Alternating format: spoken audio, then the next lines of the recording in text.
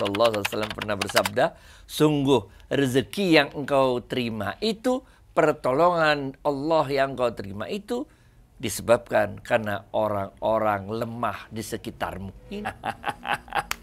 Sebenarnya ini udah pernah kita bahas di beberapa episode sebelumnya. Kali ini kita ingin mengambil dari kitab tafsir Ibnu Hatim.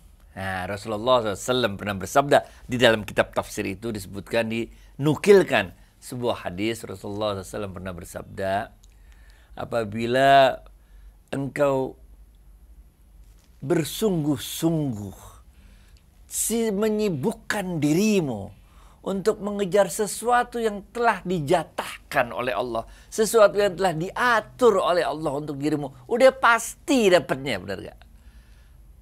Di sisi lain, engkau melalaikan kewajiban-kewajibanmu kepada Allah, sungguh mata batinmu telah rabun.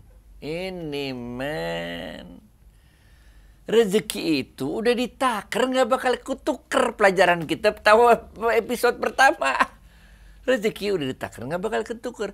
Lah ngapain kita ngotot-ngototan hidup? Ingat juga kan apa yang dikatakan oleh Umar bin Khattab, what will come to you will come, what will not come to you will not.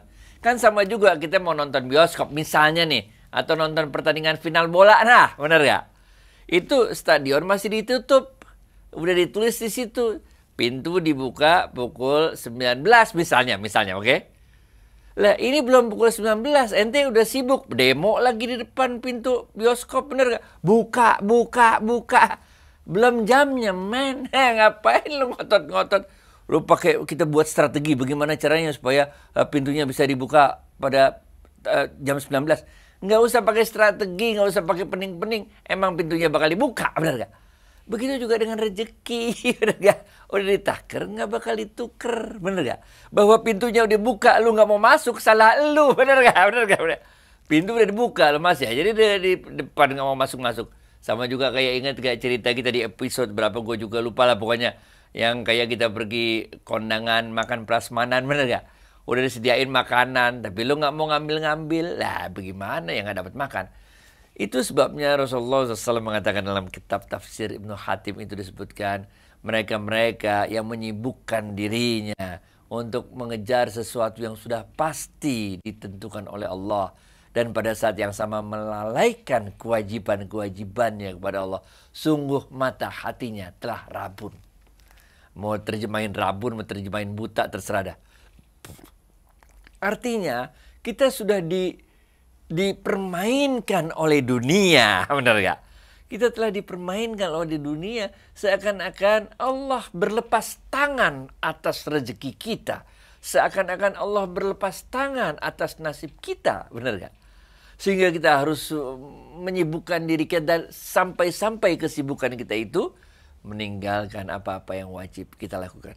So teman-teman semua, udah benar itu caranya. Kalau ayam lu kejar-kejar, ayamnya kabur, takut. Dia pikir ini bukan mau dikasih makan, tapi mau disembelih. Makanya ayamnya kabur, benar gak? Tapi kalau kita kasih makan tuh ayamnya datang mendekat ke kita. Begitu juga dengan rezeki konsepnya.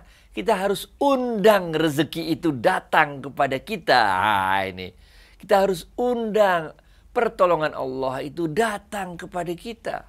Masih ingat kan? Rasulullah SAW pernah bersabda, sungguh rezeki yang engkau terima itu, pertolongan Allah yang engkau terima itu disebabkan karena orang-orang lemah di sekitarmu. Ini men. Udah, lu perhatiin orang-orang lemah, kita perhatiin orang-orang lemah di sekitar kita. Benar gak? Karena ketika kita membantu orang-orang di sekeliling kita, orang-orang lemah di sekeliling kita, sebenarnya kita telah dipilih oleh Allah untuk mengabulkan doa orang-orang lemah itu melalui tangan kita. Ini men.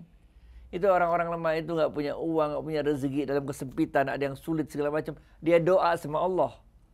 Lalu Allah memilih kita untuk mengabulkan doa itu, doa orang-orang lemah itu melalui tangan kita. Apa kita nggak bangga? Benar gak? Dipilih sama Allah, men. Coba lu jadi wakil gue, kata Allah. Lu tolongin deh. Lu jadi wakil gue nih, kata Allah. Benar, tolongin dia nih, benar. Ini yang harus kita sama-sama pahami, sama-sama kita yakini Allah punya 1001 cara untuk menggerakkan hati hamba-hambanya untuk menolong mereka-mereka yang lemah. Kalau kita tolong orang lemah sekitar kita, ini kita ngundang. Kayak kita kasih makan ayam itu tuh. Kita ngundang datangnya pertolongan Allah. Kita ngundang datangnya rezeki Allah. Allah mengatakan, kullu nafsin za'iqatul maut. Wa nabluukum bi khairim bi syarrim wa khairatin fitnah. Ini nih. Setiap manusia itu, kullu nafsin, setiap yang bernafas itu akan mati.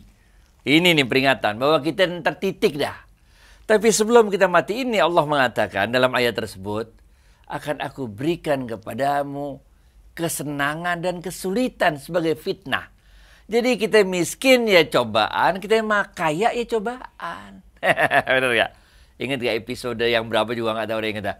Sama aja dalam ilmu tasawuf itu sama aja. Kita dapat kesulitan, kita dapat kemudahan sama aja. Selama kesulitan yang datang kepada kita, selama kemudahan yang datang ke kita itu mendekatkan diri kepada Allah, itu keren men. Nah, ukurannya itu aja men.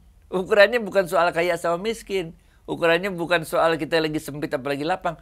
Ukurannya apakah setiap cobaan yang Allah berikan kepada kita, apakah itu cobaannya kesempitan rezeki atau cobaannya itu kelapangan rezeki, dua-duanya apabila dia mendekatkan diri kita kepada Allah, itu kita termasuk orang-orang yang bersyukur bener. Bagaimana caranya kalau kita tahu-tahu jeblek aja lagi miskin gini, lagi miskin gitu, tahu-tahu dapat rezeki besar, bener nggak? Apa kayak warisan kayak whatever, bener nggak? Tahu-tahu dapat rezeki besar atau menang undian apa segala macam, nggak ngerti ya. Bagaimana caranya kalau kita belum sanggup? Gampang men, titipin aja lagi sama Allah, bener nggak? Ini titipin aja lagi sama Allah. Ntar kalau perlu dikirim lagi sama Allah ke kita, bener nggak? Tapi kebanyakan kita nggak berani nitipin lagi ke Allah, bener. Selama ini hidup udah susah, ini dapat rezeki, jangan balikin lagi ke Allah, bener nggak? Ente kekop aja sendiri itu rezeki. Lah ketika ente kekep sendiri itu nggak sanggup, belum sanggup mental kita untuk mengelola rezeki itu, jadi kita rezekinya kita buat maksiat lah. Ente keluarin 2,5% buat zakat, yang 10% buat maksiat, bener ya? Yang lebihnya baru lo pakai banyak.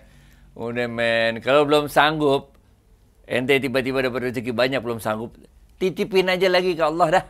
Ntar pas perlu ambil lagi dari Allah, pinta lagi dari Allah, nanti dikirim lagi sama Allah rezekinya. Kacau nanya ini.